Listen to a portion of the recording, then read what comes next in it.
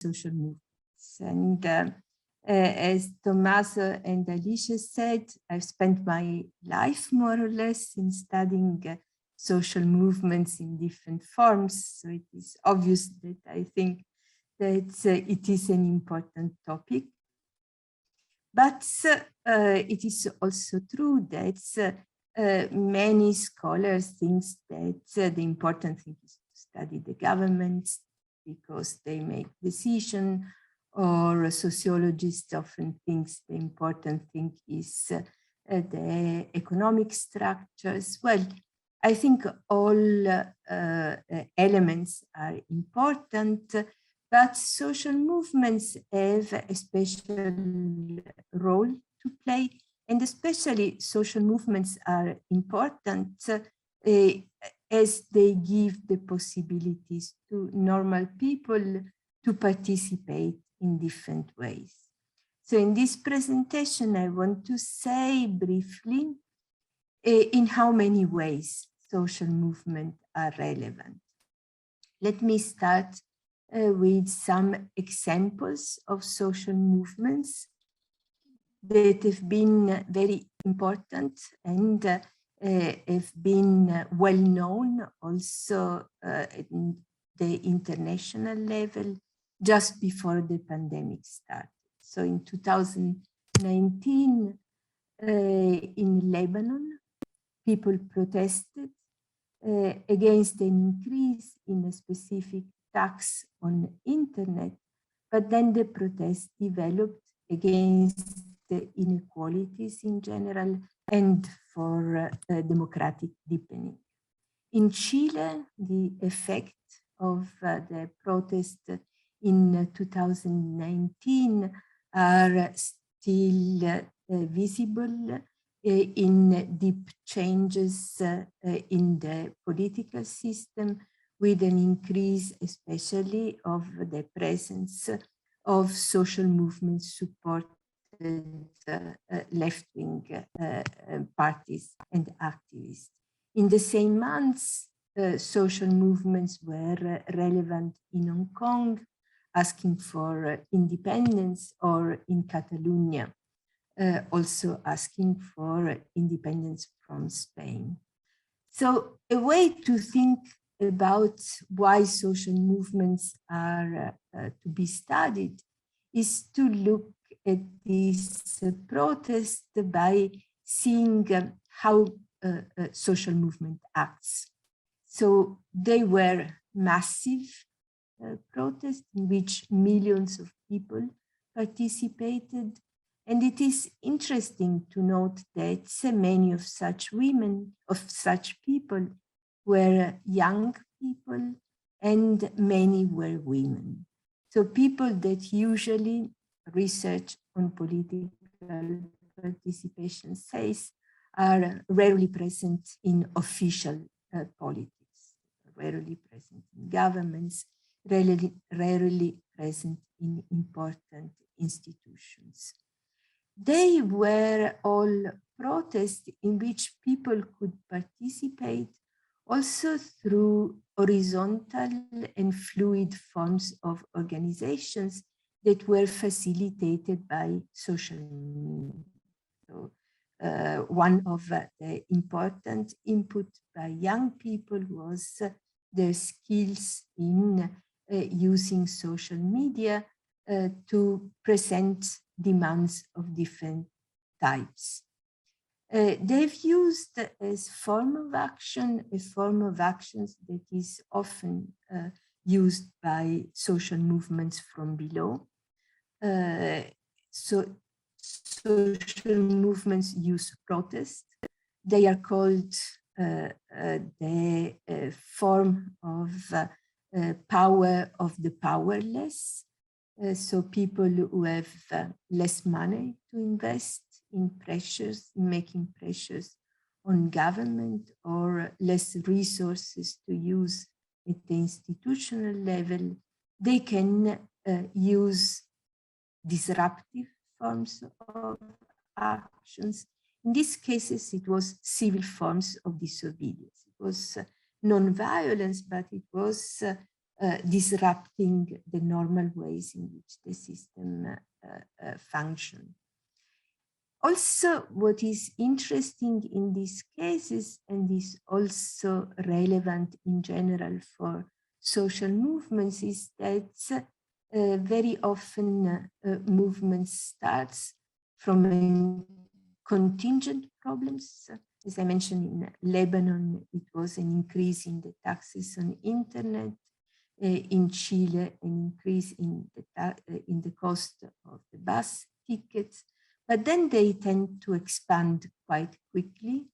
And very often they tend to address much broader questions of justice and of democracy. National flags are often present in these protests, so there is a national element. They are linked to the national fights, conflicts, and general political developments, but also they tend to develop international forms of solidarity. They tend to receive support also beyond their own nations and states.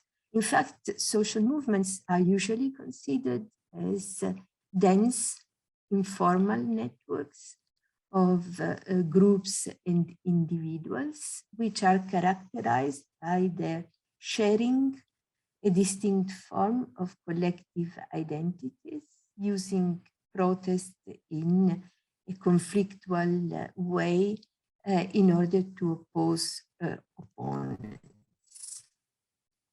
And when we think about why social movements are important to study, we also think why social movements can be important in general in producing social and political changes. And so I think it is important to reflect on what do social movements do in order to practice what has been described as a form of power of the powerless.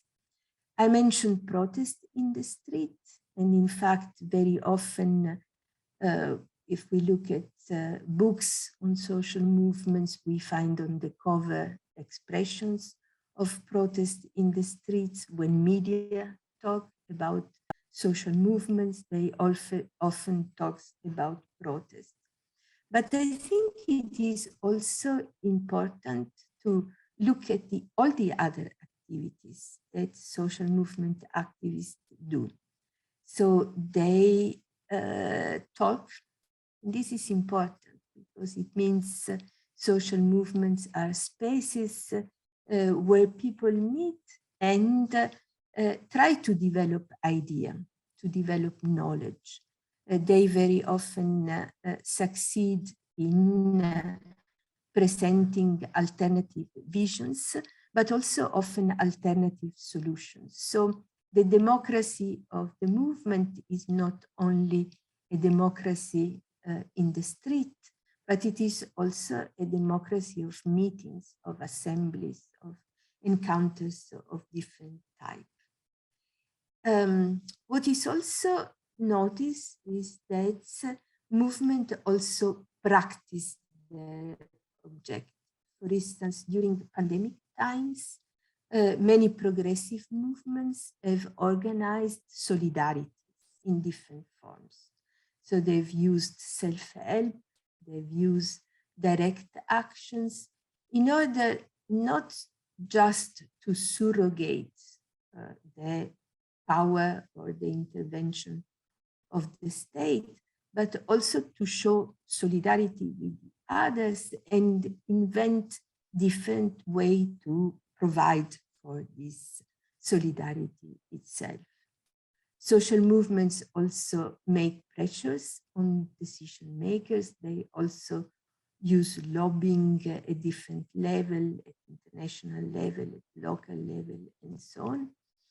Sometimes they also participate in electoral politics through the building of movement parties. Many political parties in Europe, but also in Latin America, are born from within social movements, as it is the case, for instance, of the PT in Brazil, mentioning it because of the elections yesterday.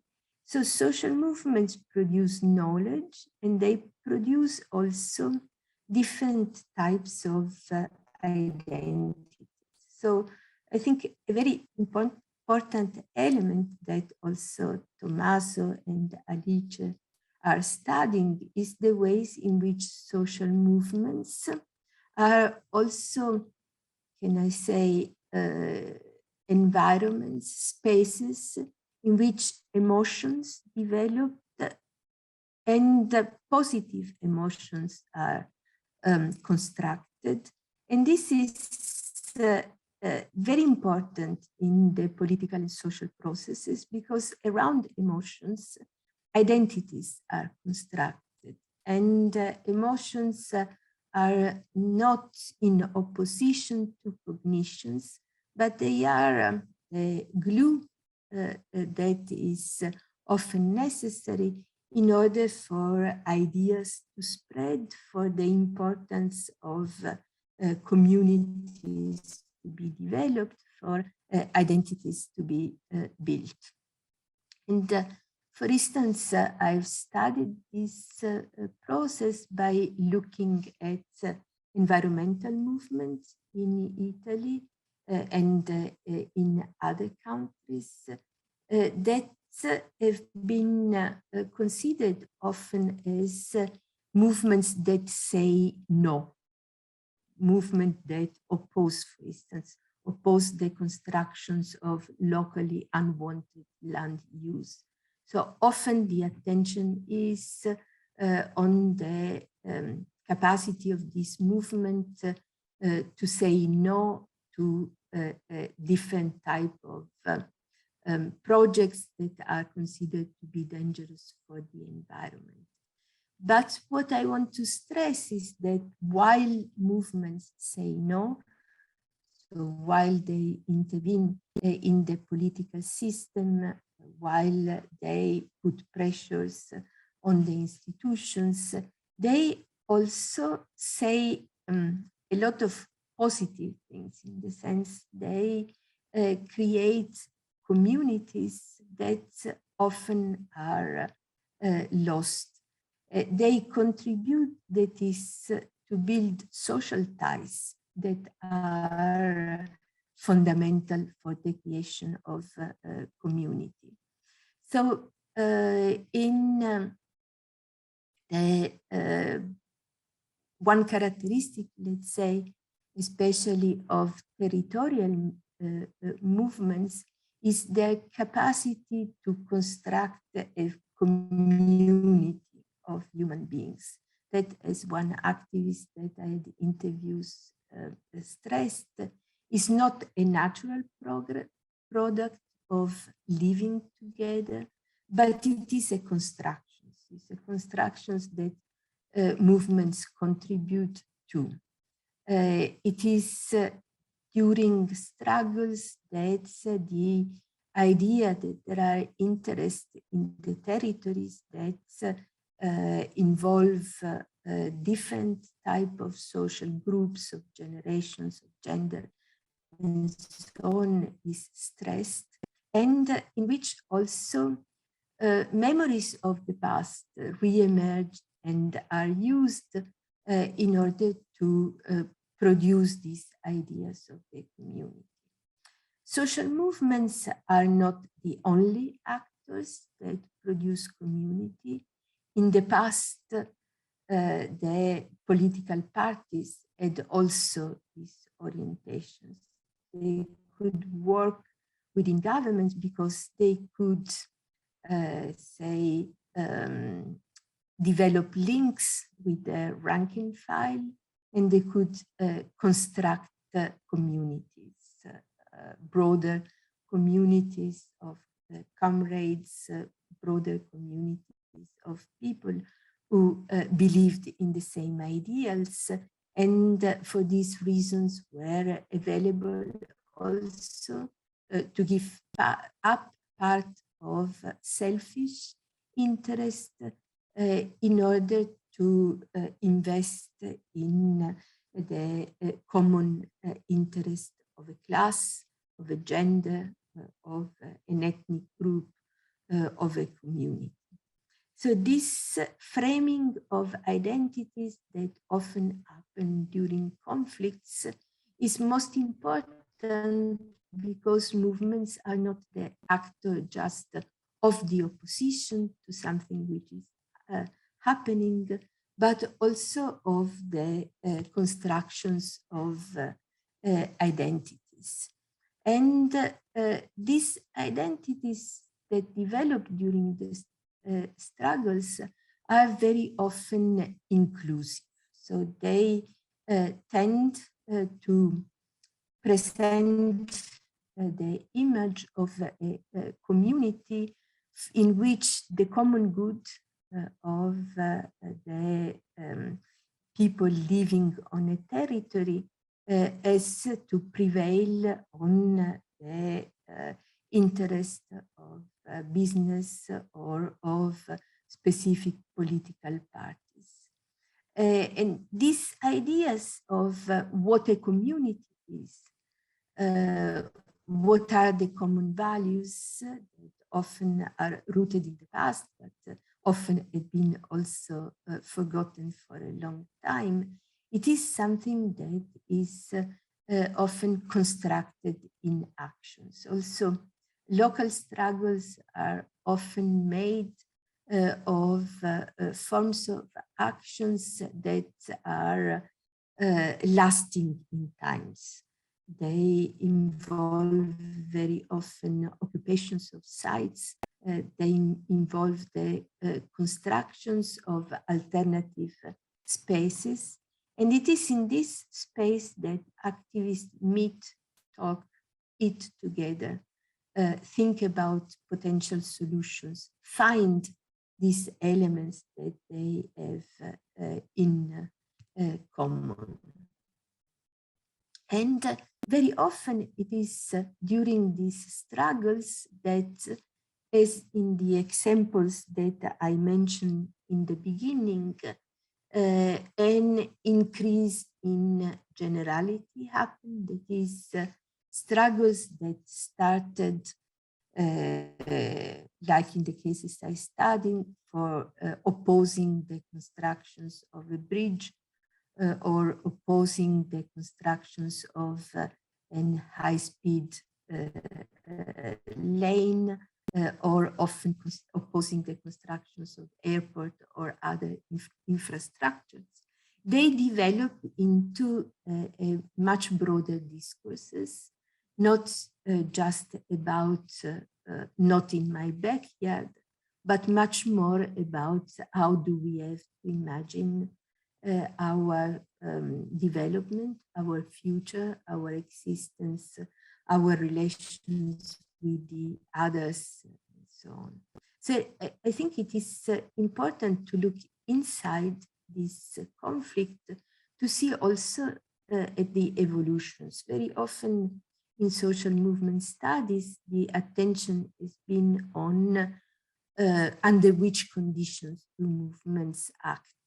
But I think it is also important to see the other way around. So which are the ways in which protest changes conditions? So how does protest change structures? By acting on individuals.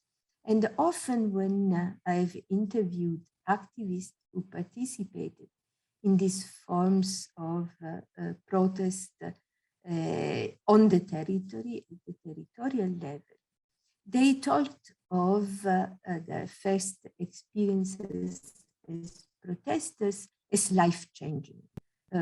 They often had no political experiences before, but they built this experience during the struggle. And as one activist once told me, I was a mother of many children, and I found myself to squat a place as I had warned my children not to do when they were at schools. So it changes the way of looking at things, and it also created relationship between peoples and between groups that were not connected before.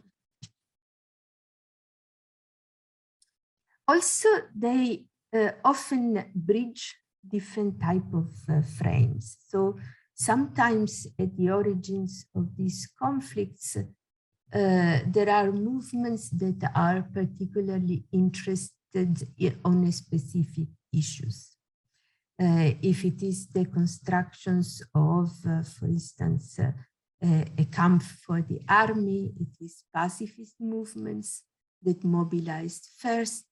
If it is something dangerous for the environment, it is the environmentalist movement that mobilized first. Or if it is something that affects the health of workers, it is the labor movements that mobilize first. But a characteristic of this struggle is also very often to become the spaces in which these different movements meet, where also people from different backgrounds and different experiences of participations in movement comes together. So there are, as I mentioned, the activists mobilized for the first time, but there are the environmentalists, there are the often labor movements, there are the feminist movements, there are the students' movements, there are the squatters, and so on. And so in these conflicts, there are also often internal tensions, but the spaces of the movements are also spaces in which these different generations, different groups come together and talk.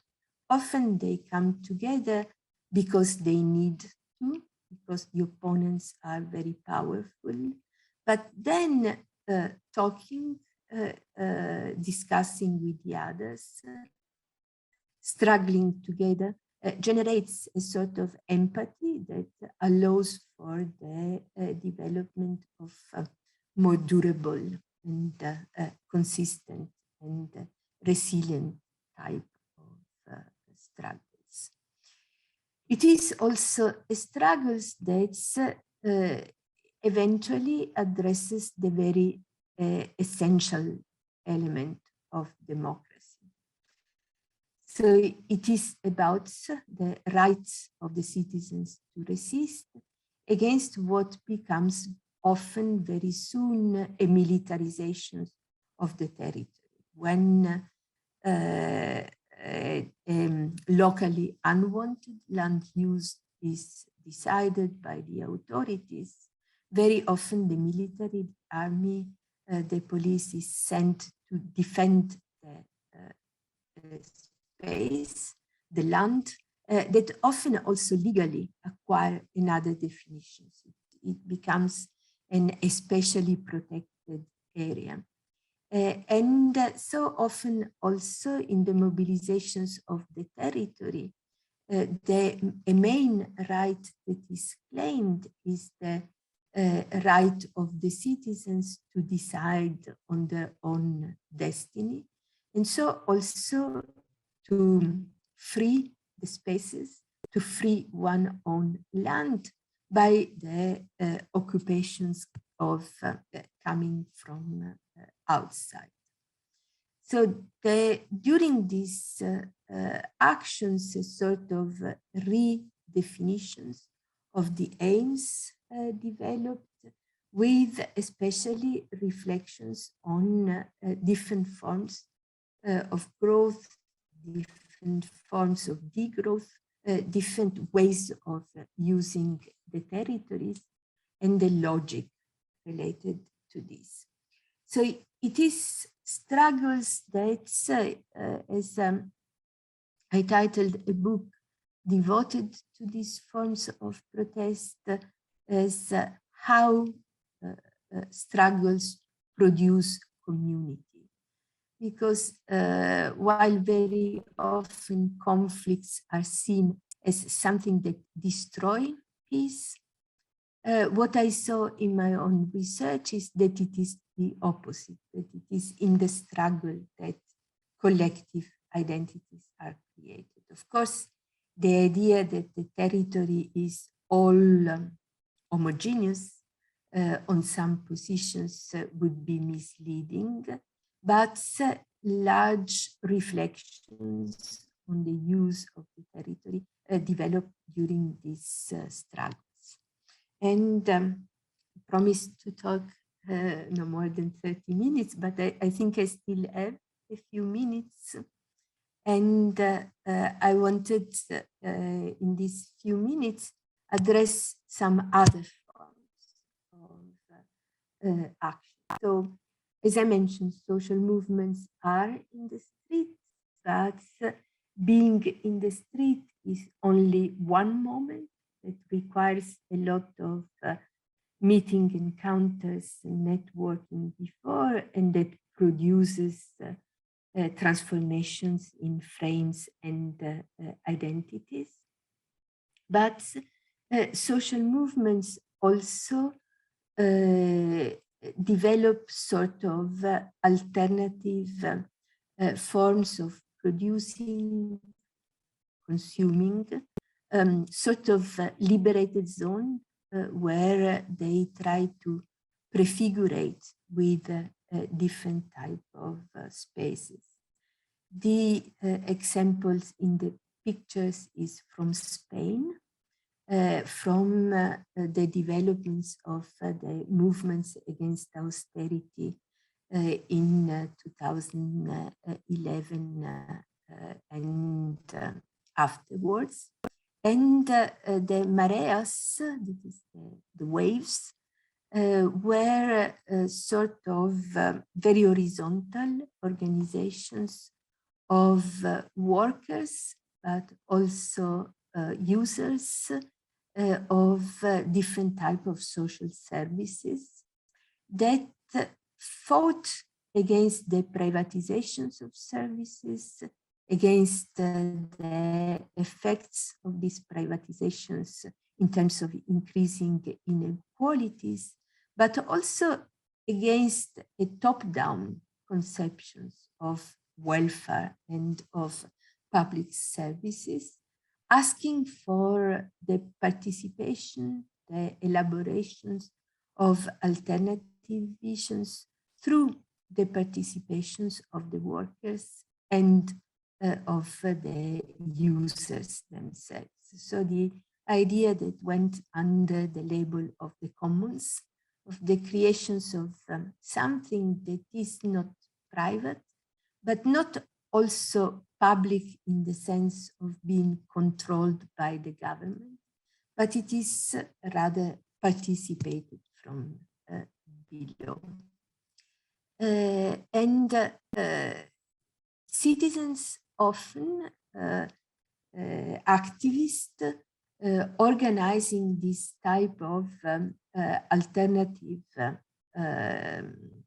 say provisions of goods and services, enter in strong conflicts with the state because they also use these forms of self-help, solidarity, mutual support as forms of civil disobedience in helping those that the states do not want to help, not just the poor, but often also the migrants. So we can think about the Mexican migrations in the United States and the mobilizations of different types of organizations in support of the migrants and against the repression of the migrants.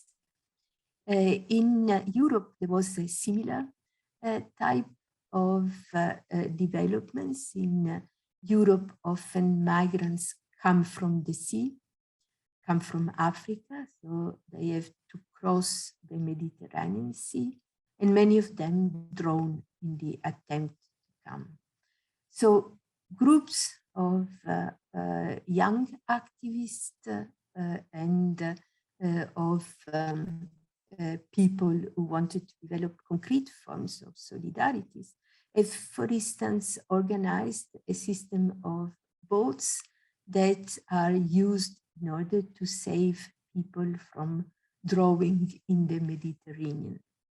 And in doing this, they develop an alternative, different forms of citizenship, which is not related with the ownership of an identity card or a passport, but it is an endowment related to the very participations to the development of the humanity. And one of the important things that also this type of involvement produce is a sort of politicization. Another example that I think is relevant also for Latin America is the creation of self-help clinics. This is an example from Greece, that was a country that was very badly hit by the financial crisis of the beginning of the 2010s. And there, faced to people literally dying because of the lack of public health support, activists also developed a net of clinics where doctors provided for support, but also for medicines and so on. And they carefully didn't frame this as sort of charity, but try to involve also the patients in need in the organizations of this, and connect this also with the advocacy of rights and protest themselves. So let me conclude with the pictures that comes from Barcelona and describes a party constructed from below, from the anti-austerity protests that had been quite radical in the countries, and which were very successful in not only creating a local list, but also entering local institutions, bringing in many different types of people. And I like this poster because it shows, on the one hand, the gray and traditional ways in which people are represented within the parliaments, and instead the colorful eruption of different type of activists that acted in the streets, but also thought that at a certain point it was time to enter institutions. And this list was so successful that the mayor of Barcelona for 2 legislatures now is a member of these groups and one of the leaders of the movements for housing in Barcelona itself. So I want to conclude with this, but with this, saying that movements are important in general, but in some moments they are particularly interesting, particularly important. And there is an historian and political scientist, Mark Basinger, that's pointed very much at this particular moment in history, in which movements are also particularly relevant. So he says, not all historical eras are alike. There are times when change occurs so slowly that time seems almost frozen. Though beneath the surface, considerable turbulence and the evolution may be silently at work. But there are, he says, other times when change is so compressed, blaring and fundamental that it is also almost impossible to take its measures. And in this time we are living, I think, and in this time the effects of social movements could be quite relevant. There are times in which contingency is important and agency is important. So it is important also to study social movements and of course also at times to participate in them. Thank you very much for your attention.